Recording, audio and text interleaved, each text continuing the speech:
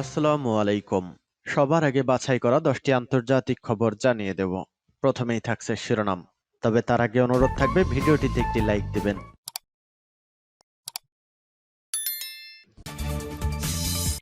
গাই Hiroshima নাগাসাকির মতো বোমা ফেলার আহ্বান।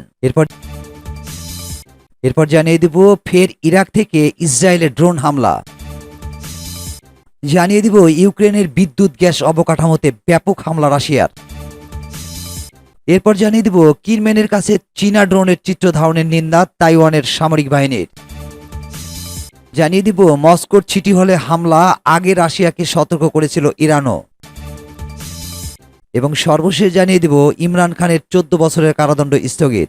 শুনছিলেন সংবাদ শিরোনাম, এখন বিস্তারিত। গাজায় হিরোশিমা নাগাসাকির মতো বোমা ফেলার আহ্বান। ফিলিস্তিনের অবরুদ্ধ গাজা উপত্যকায় পারমাণবিক বোমা ফেলার আহ্বান জানিয়েছেন মার্কিন কংগ্রেসম্যান ও রিপাবলিকান পার্টির সদস্য টিম ওয়েলবার্গ।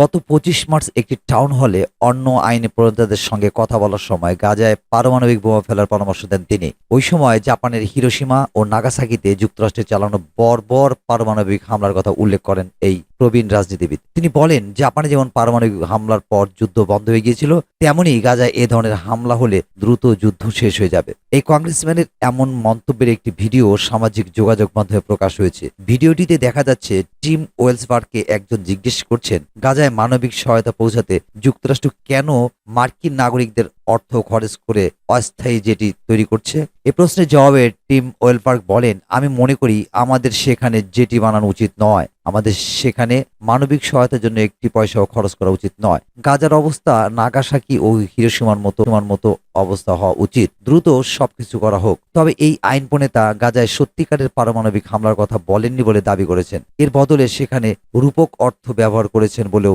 দাবি করছেন তিনি। এই আইন প্রণেতা আরো বলেছেন, তিনি চান রাশিয়া ও ইউক্রেনেও একই পদ্ধতি ব্যবহার করা হোক। এতে দ্রুত যুদ্ধ শেষ হয়ে যাবে এবং সাধারণ মানুষ পরিত্রাণ পাবে। সূত্র CNN। ইরাক থেকে ইসরায়েলের ড্রোন হামলা। ফের ইরাকের দিক থেকে ইসরায়েলের ড্রোন হামলা করা হয়েছে। সোমবার ইসরায়েলের সামরিক বাহিনী এই তথ্য নিশ্চিত করেছে। ইসরায়েলি সেনাবাহিনী জানিয়েছে, ইরাকের দিক থেকে ইসরায়েলের ইলাত নগরীতে এক ড্রোন উৎক্ষেপণ করা হয়েছে।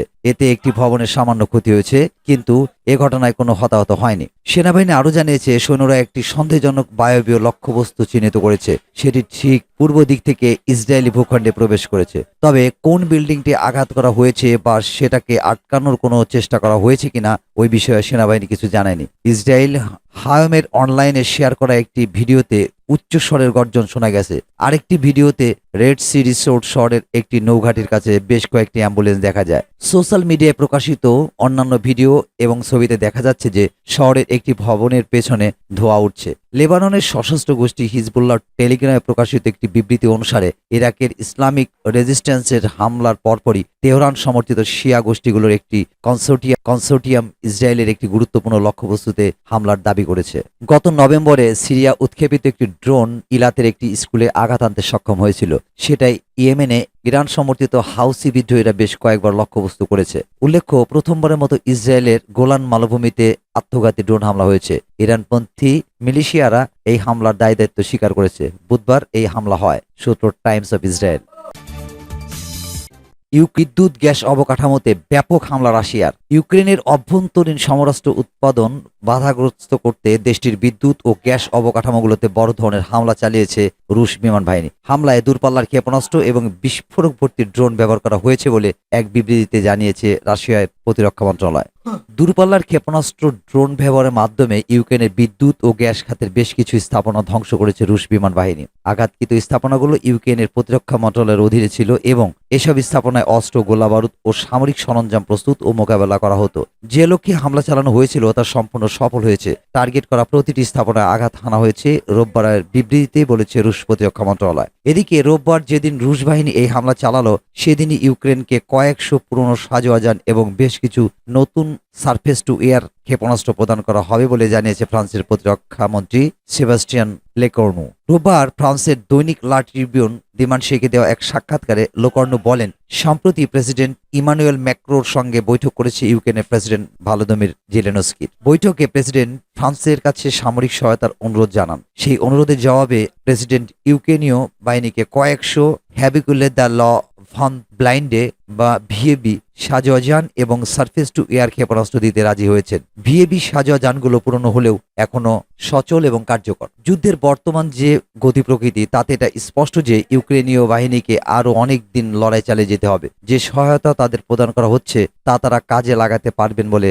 ফ্রান্স আশা করছে। 2015 সালের স্বাক্ষরিত মিনস্ক চুক্তির প্রধান শর্ত অনুযায়ী কৃষ্ণ সাগরের উপদ্বীপ ক্রিমিয়াকে রুশ ভূখণ্ড হিসেবে স্বীকৃতি দিতে কিয়েভ প্রতিশ্রুতি দিলেও পরে তা না মানা এবং যুক্তরাষ্ট্রের নেতৃত্বাধীন সামরিক জোট ন্যাটোর সদস্য পদের জন্য কিয়েভের তদবিরের জেরে কয়েক বছর টানাপোড়েন চলার পর 2022 সালের 24 ফেব্রুয়ারি থেকে ইউক্রেনে সামরিক অভিযান শুরু করে রুশ বাহিনী। রাশিয়ার প্রেসিডেন্ট ভ্লাদিমির পুতিন এই অভিযানের নির্দেশ দিয়েছিলেন। গত 2 বছর ধরে চলমান এই অভিযানে ইতোমধ্যে নিহত হয়েছে কয়েক হাজার রুশ এবং ইউক্রেনীয় সেনা, সূত্র রয়টার্স।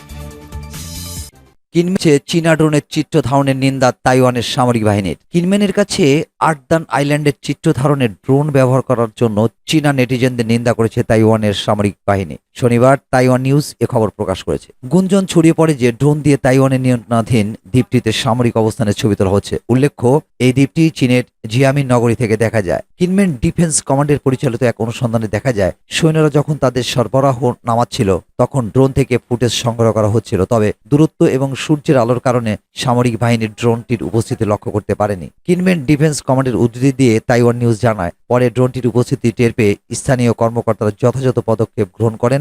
সামরিক বাহিনী জানায় চীনা কয়েকজন নেটিজেন এ কাজ করেছে। গত ফেব্রুয়ারিতে তাইওয়ানের উপকূলীয় রক্ষীদের ধাওয়ায় চীনা একটি স্পিডবোট ডুবে যাওয়ার পর থেকে ওই এলাকায় দুপক্ষের মধ্যে উত্তেজনা দেখা দিয়েছে।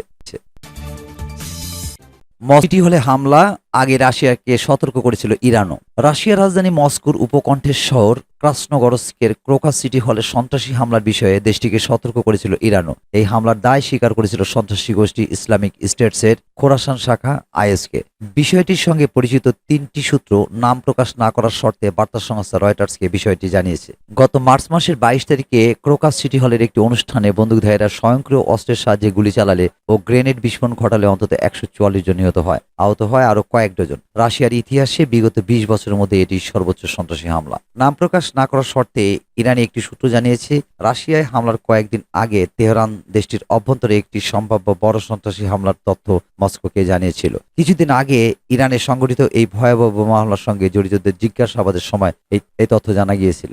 ইরানের গোয়েন্দা মন্ত্রণালয় চলতি বছরের জানুয়ারিতে বলেছিল তারা 3 জানুয়ারি কেরমানের জোড়া বোমা হামলায় জড়িত 35 জনকে গ্রেপ্তার করেছে। এই হামলায় অন্তত 100 জন নিহত হয়েছিল। সেই ঘটনার পরিপ্রেক্ষিতে গত 19 জানুয়ারি ইরানের গোয়েন্দা মন্ত্রণালয় জানায় তারা ইসলামিক স্টেটের আফগানিস্তান ভিত্তিক শাখা আইএসকে বা ইসলামিক স্টেটস খোরাসানের এক কমান্ডারকে গ্রেপ্তার করেছে। ইসলামিক স্টেট রাশিয়ার মতো ইরানে হামলার দায় স্বীকার করে। 1979 সালে ইসলামিক বিপ্লবের পর দেশটিতে সেই জোড়া বিস্ফোরণই ছিল সবচেয়ে ভয়াবহ হামলা। অপর একটি সূত্র নাম প্রকাশ না করার শর্তে জানিয়েছে তেহরান মস্কোকে হামলার বিষয়ে সতর্ক করতে পারলেও তারা রাশিয়াকে হামলার সম্ভাব্য দিনক্ষণ, তারিখ বা ধরন কোনোটাই নিশ্চিত করতে পারেনি। এছাড়া কোথায় এবং কিভাবে হামলা চালানো হতে পারে সে বিষয়েও তেহরান মস্কোকে কোনো তথ্য দিতে পারেনি। তৃতীয় সূত্রটিও নাম প্রকাশ না করার শর্তে জানিয়েছে যেহেতু ইরান বছরের পর বছর সন্ত্রাসী হামলার শিকার হয়েছে তাই ইরানি কর্তৃপক্ষ গ্রেপ্তারকৃত সন্ত্রাসীদের কাছ থেকে পাওয়া তথ্যের ভিত্তিতে মস্কোকে সতর্ক করে তাদের দায়িত্ব পালন করেছে।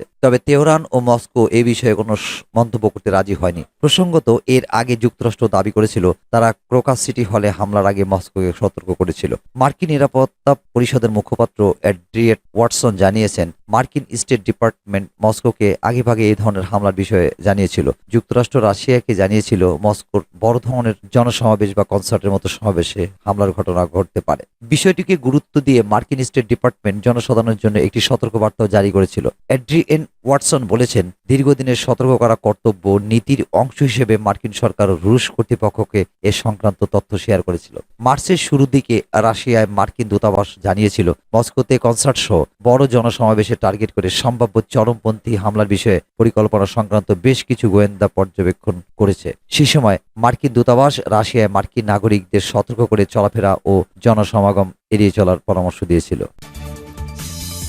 ইমরানের 14 বছরের কারাদণ্ড স্থগিত। পাকিস্তানের সাবেক প্রধানমন্ত্রী ইমরান খান ও তার স্ত্রী বুশরা বিবির 14 বছরের কারাদণ্ড স্থগিত করা হয়েছে। তোষাখানা দুর্নীতি মামলার সাজা স্থগিত করে সোমবার 1 এপ্রিল ইসলামাবাদ হাইকোর্ট এ রায় দেন।